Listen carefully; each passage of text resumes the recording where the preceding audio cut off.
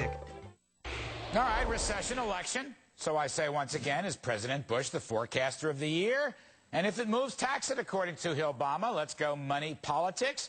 We have CNBC contributor Jared Bernstein, Economic Policy Institute, and author of the new book, Crunch. He's selling $1 million and becoming a capitalist. James Pethokoukis of U.S. News and World Report. Keith Boykin, editor of The Daily Voice. And Jerry Bowyer, Kudlow & Company contributor, Benchmark Financial.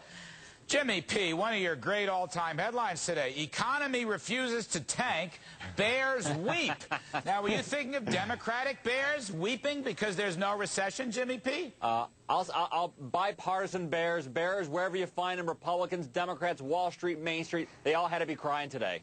Yeah, but Keith Boykin, what happens here? The unemployment rate stays low at 5%. Household jobs are up big. This is, your man Obama, or let's just say Hillbama, they're all railing on John McCain and George Bush about the recession, which may not even exist, Keith. Well, whether or not you technically call it a recession, the fact is we've lost almost 250,000 jobs this year, and non-farm payrolls dropped 20,000 jobs last year. So the economy is still not doing well. The gas prices are still too high. People are suffering out there, Larry, and the American people know that, even if the politicians don't want to admit it.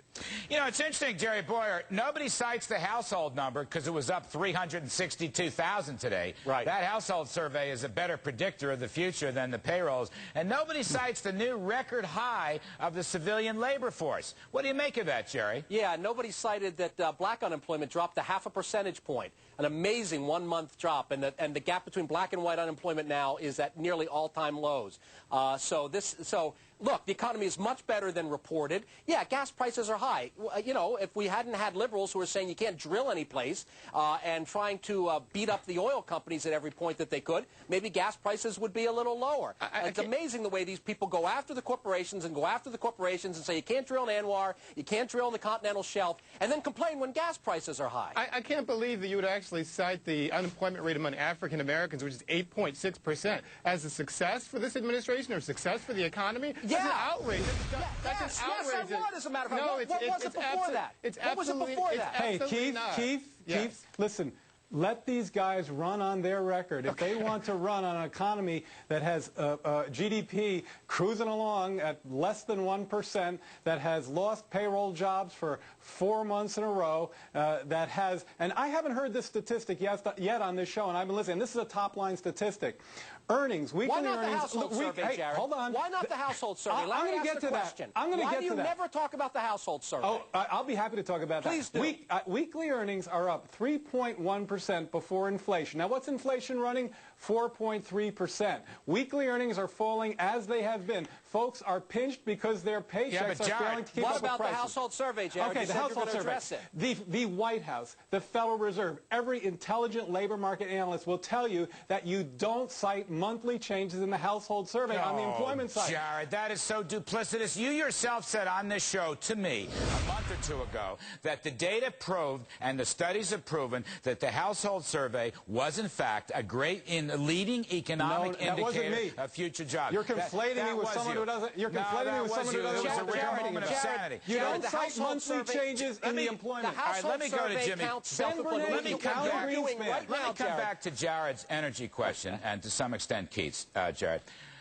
What do I hear? Democratic solutions on the energy problem and the gasoline problem is to go back to the Jimmy Carter windfall profits tax, Jimmy P. You think that's a winner in this election? I swear, if you're around long enough, you'll hear like every terrible idea recycled eventually. I mean, that was a terrible idea back then. I mean, they've done all kinds of studies about that old windfall profits tax. You know, it didn't work. It brought in less revenue. Domestic production actually decreased, increasing our reliance on foreign oil. It didn't work then. I see no reason why it would work now. I mean, you know, these oil companies, they're trying to find oil in places they never looked before, using new technologies deep in the ocean. You know, they need money, they need capital to increase production, which we're going to need to grow this economy. Keith Boykin, on the way out, Keith Boykin, on the way out, Senator Obama is giving an impassioned plea to reinstitute the windfall profits tax. Now, it doesn't make any economic sense. Was it going to make any political sense? Isn't that just the same old hate the oil companies class warfare? You're asking me right now. I'll tell you, I think it's not the best proposal, but I think it is a proposal. The oil companies are not hurting, quite frankly. Anybody who thinks that oil companies are making hundreds of billions of dollars a year are somehow struggling and won't be able to continue production as a result of the windfall profits tax has lost their mind. The oil companies received $12 billion in tax subsidies last year. By the way, I don't like the windfall profits tax either, but I sure don't like their subsidies, and I sure don't like the fact that they don't pay royalties. Come on. All right, it worked so well for Jimmy Carter. I think we should try it again. I want more. I want to talk about the gas tax. I want to talk about raising corporate taxes, and I want to talk